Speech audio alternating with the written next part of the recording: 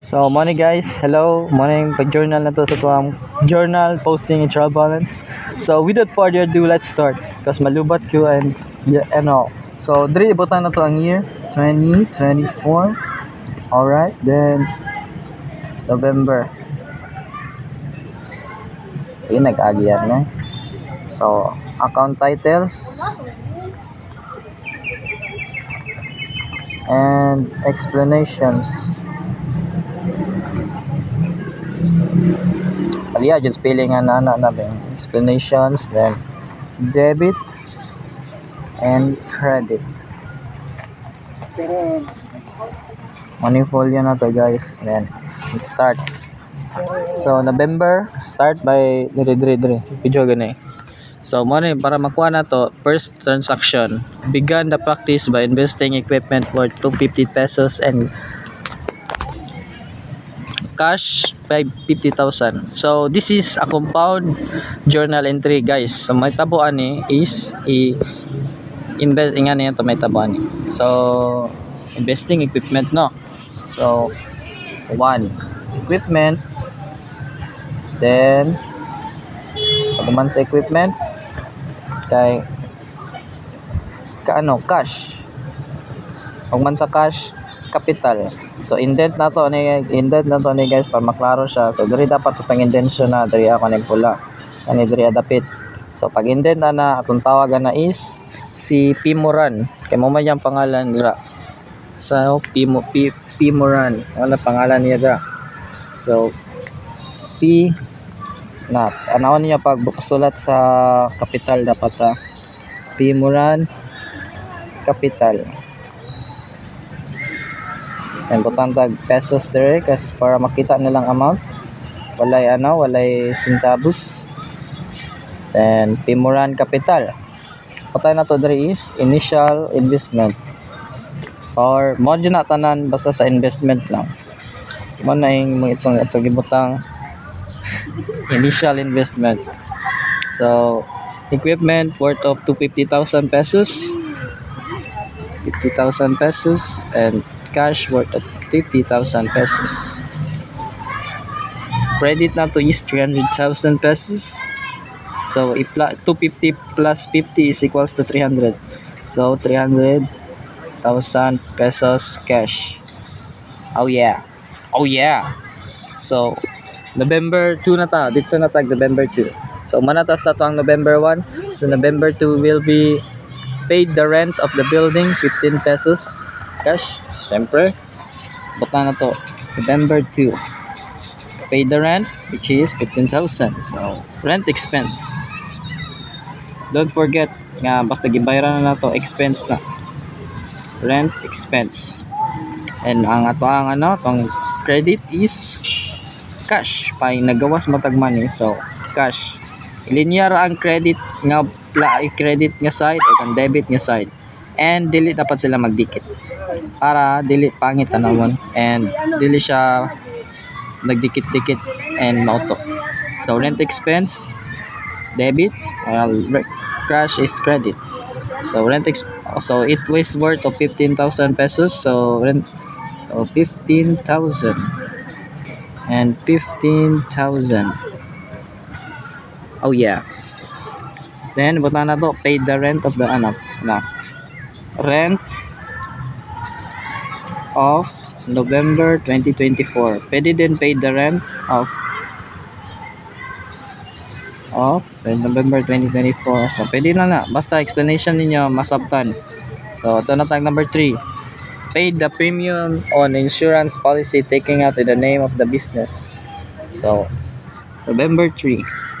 Tawag na to ani is insurance expense or premium insurance. I think basta nga na. Pero mostly insurance expense ni guys. So insurance expense. Insurance expense. Then credit na to is cash. Kaya naggawas man ta ang gibayad na to ato ang credit. Credit. So debit, credit. So pila ganito? Pakita na to is 5,500. So 5,500 and the report 5,500. balance. And our explanation dapat ani is manang paid the premium insurance policy. Ito na. The premium insurance policy. So mana to dra. So ato na tag kapoy na to ang video kape. So ato na tag November 5 purchase dental supplies 14,500 and additional dental equipment 65,000 from GLic Credit. So take note, kung ngayon lagi nag-on credit, which means mag-accounts payable ta. Dili notes payable or accounts receivable cause payronon man siya. So payable yun siya. And dili siya notes payable kay walay nag-ingon nga gigamitan og promissory note. Take note ang accounts payable kay on credit nga wala na other special mention like promissory note, mortgage contract or other type of contract. Basta mulas lang na is on credit. So let's start. So page 5 or November 5 guys, sorry. So ana na to na idahan kay syempre debit na una na to. So dental supplies ato ang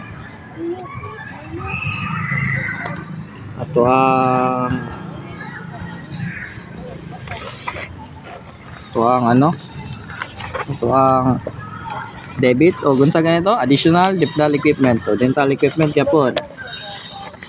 Remember sa asset liabilities, owner's equity, income og nga lahang pag-increase o decrease. Dental equipment or equipment parehara na. So dental equipment na lang para So tahay dental equipment niya.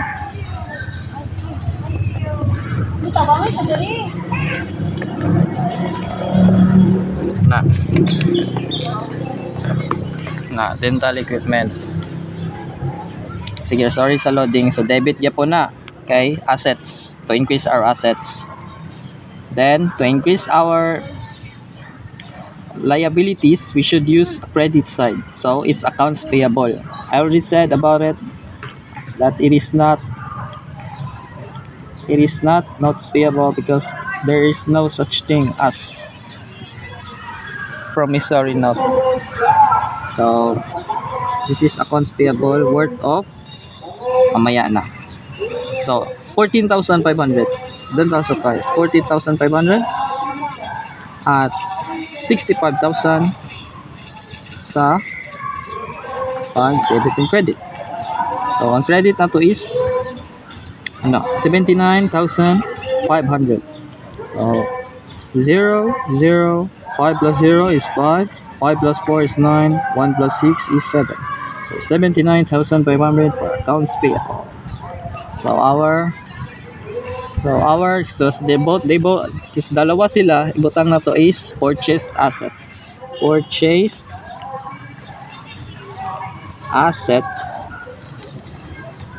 on credit. Mara na tong ibutang guys.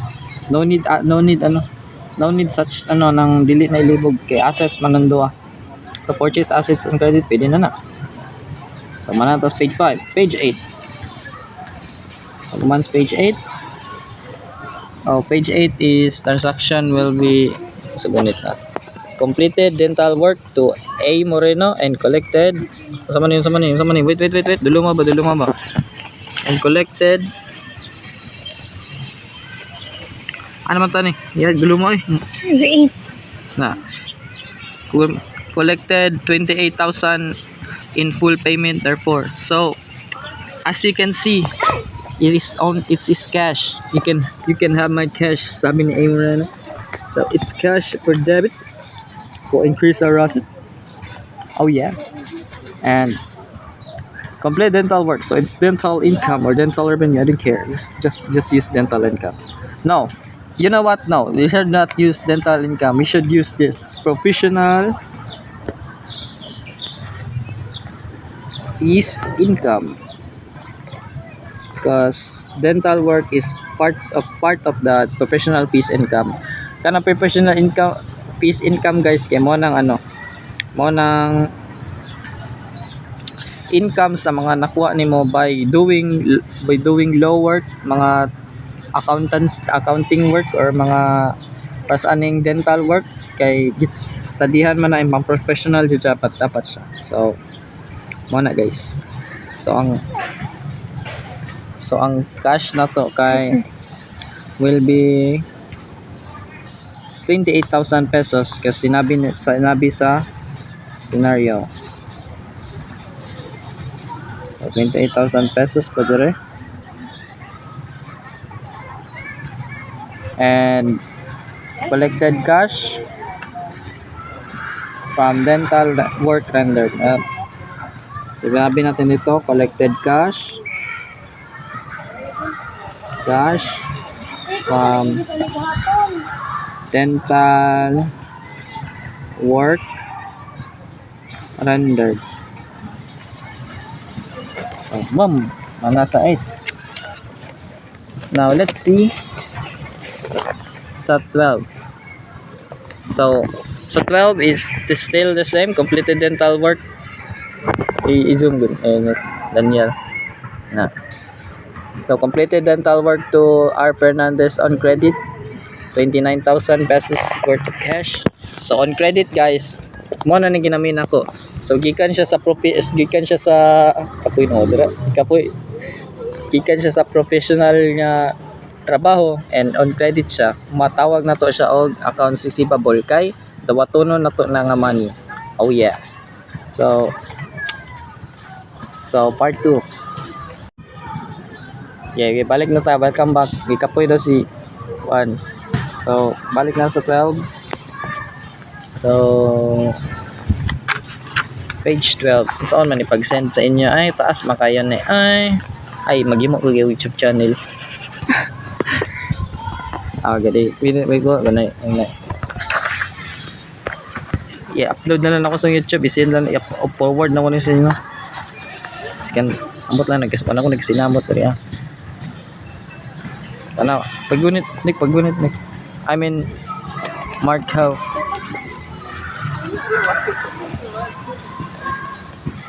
So abot na tag 12. So November 12. So completed dental work on credit. So it's total aside nga cash atong nadawat, accounts receivable atong nadawat kay dawatono na to na kwarta on credit. And ato nga professional fees income.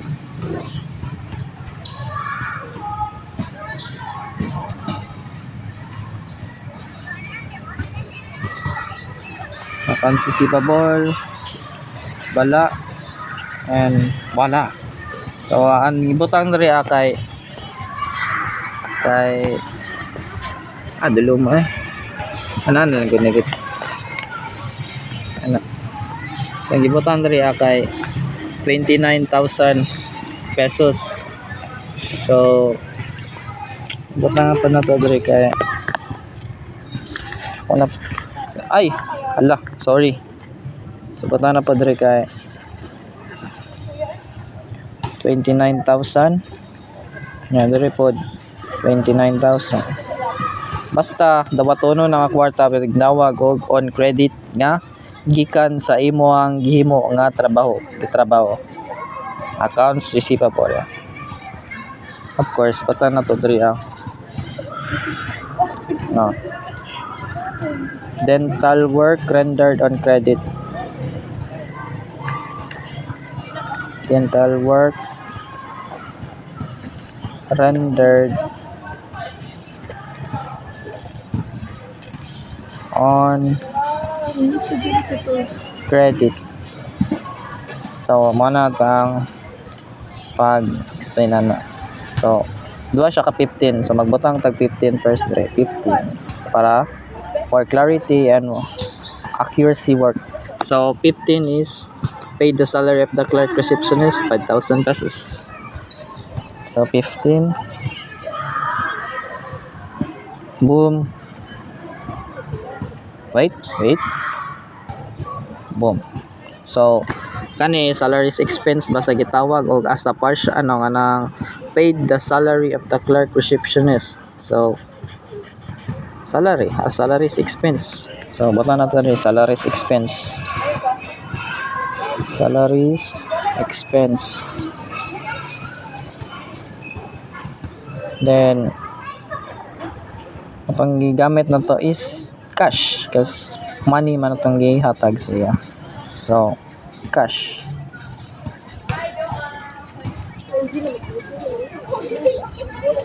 $5,000. Then 5,000. Then atong ibutang diriya kay pay the salary no. So butang na to salary of the clerk receptionist. Ano na tayo butang doon?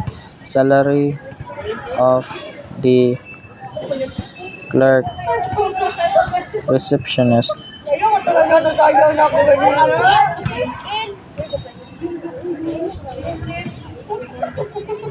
So balik gyapon ta 15 kay 15 pang duha na lahi na po ning transaction sa 15. So isulat na po nato na 15.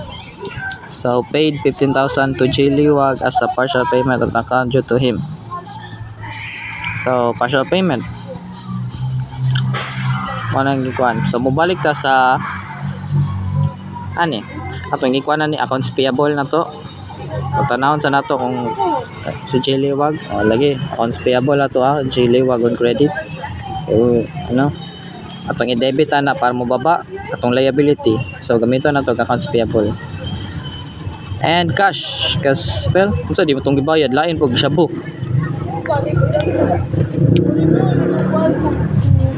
So accounts payable atong i-debit for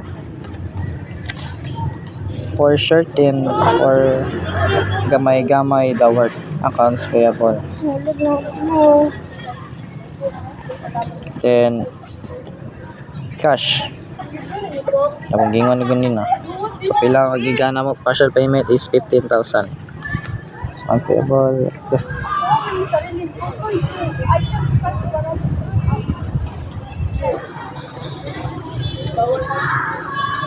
so I can 15,000 very good 15,000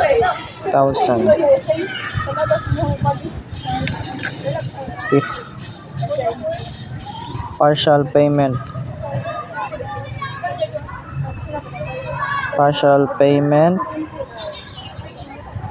on the account of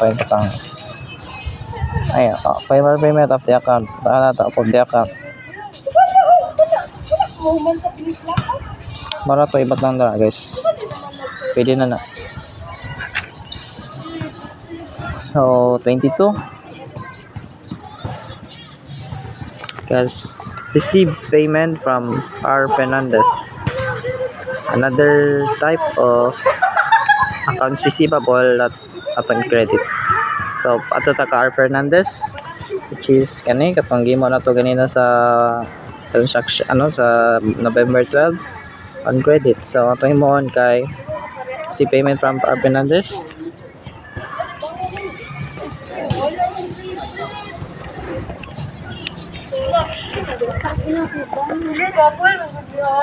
Uy, unsa man?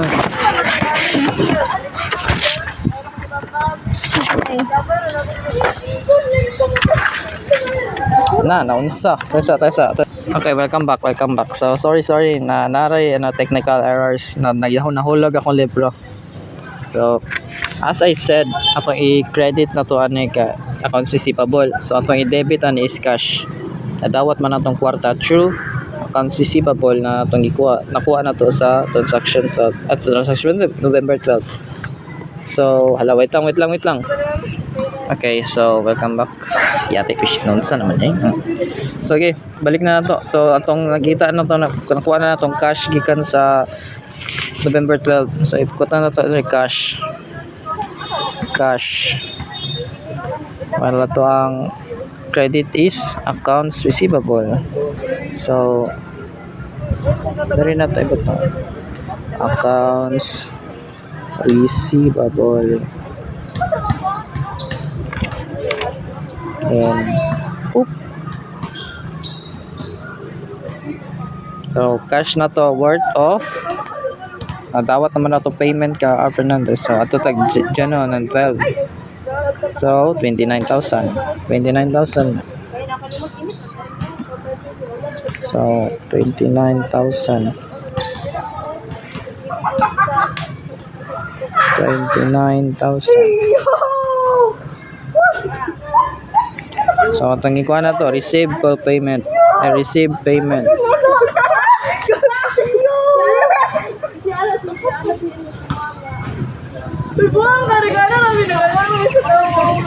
Receive payment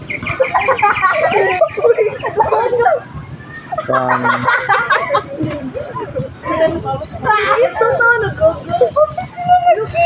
dental work rendered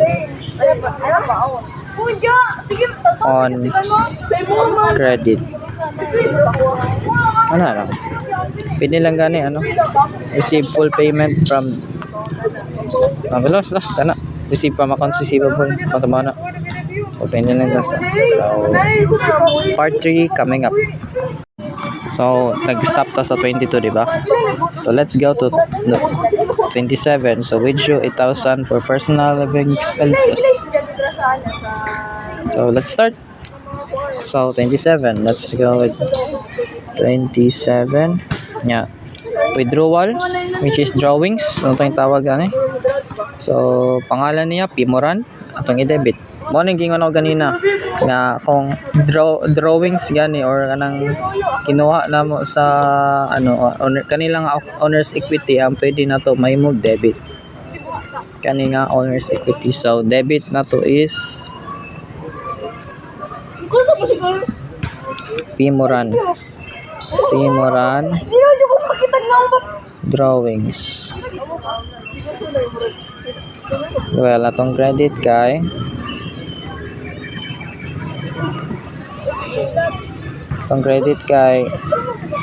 cash kikuha na to gibayad na to sa for something expenses. So ana get out with that debit, get out with that crediting and debiting. So pila gani 8,000 atong gi-withdraw. So 8,000.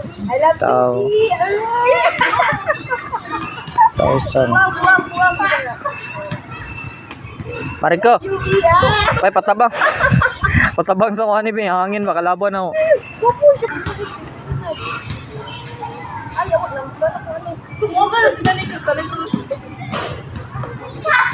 Sige na basta 8,000 na. Tarungan yung agi sunod. Napimaran drawings. So importante withdraw cash for personal use. Ano to dre? Oy, ano naman tanabot? Withdraw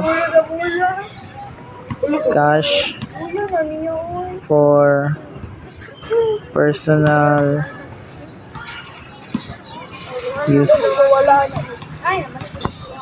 So maran ito ano? Oy hala.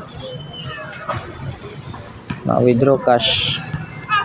Napatarungan na ito nga. Tarungan ako. Agi dilo ko. Agkatarong lang guys. Sorry. So 30. So ani? So build to kani bay. Mo na yung gingon ako. Build to L Tolentino 12,000 for dental services rendered. So by the word build, accounts receivable na ditso. Naingon na yung tag build, accounts receivable na ditso. So to L Tolentino 12,000 for services rendered. So build, accounts receivable. Basta na ay build gani, build to kung build to meaning na accounts receivable. Kung build from accounts payable. Kani paid accounts receivable ni kay build to man. Mo na ma-remember ninyo build to. So accounts receivable. So natay accounts receivable Yan naapod tayo. Kung professional fees income or income na to mo ni. Professional fees income. Naman tayo naman. Oh. Sama na guys. Ang receivable na to man. So atong account receivable is worth of wala, mali spelling receivable ya. Ala gag. Tama rin eh. Wala na ko gipansin. So 12,000 bay. Wala raw 12,000 worth of pesos. Mari ko. 12,000 pesos. So, yeah, lisuda ni sulatan ay. Ano yun lang nato ali para dili ano. Naman. Pero Gusto na kay sulat boy. Nana tas pikas man good. So ana.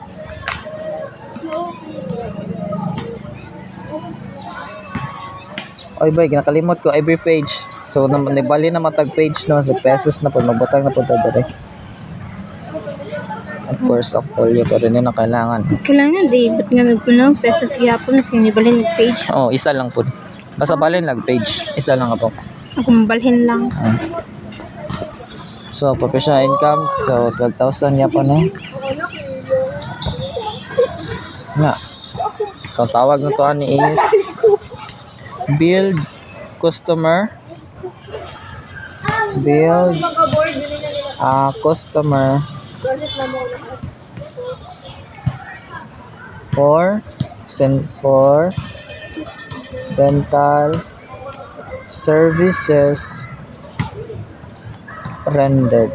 Wala, mali spelling rendered na ganina. So 30. My life has been alive.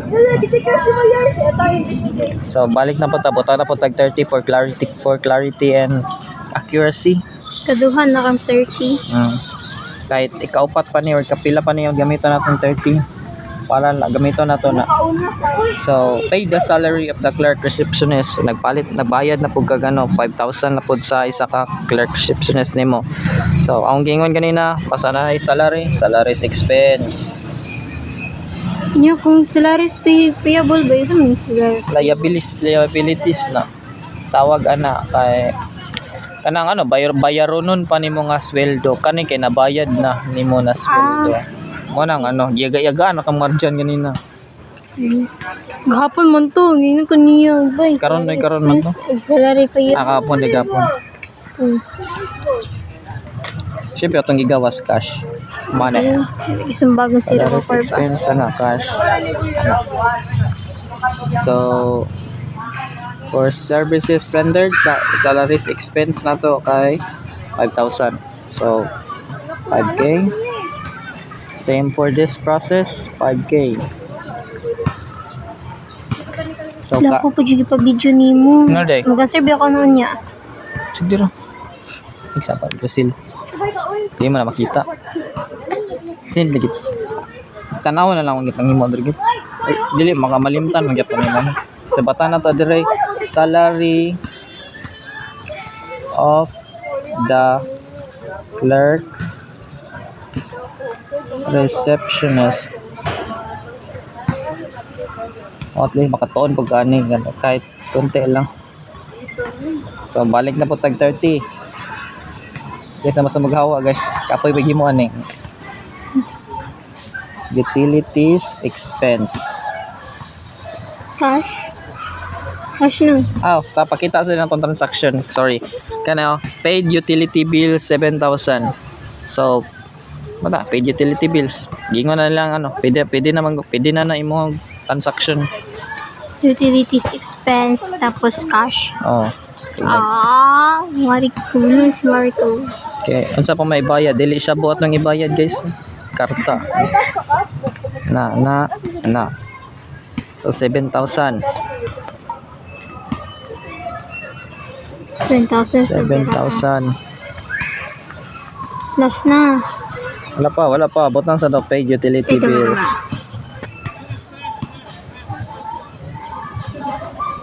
Telephone expense. Doon ako. Then lastly, Telephone expense. 30. Pay the telephone bill, 1,750. Telephone expense. Maraging yun na yung marko. Telephone expense. Then cash. Then cash. Na. Boop. Oops, speedrun na to na 1,750. 1,750. 1,750. Tapos ang explanation kay paid Telephone bill. Paid telephone bill. Paid telephone bill. So, mara na. Yeah. Kumana ato ang journalizing guys. Mara nang pag-journal ato tanan. Hopefully, masabtan ninyo and kaya ra na to ang tanan.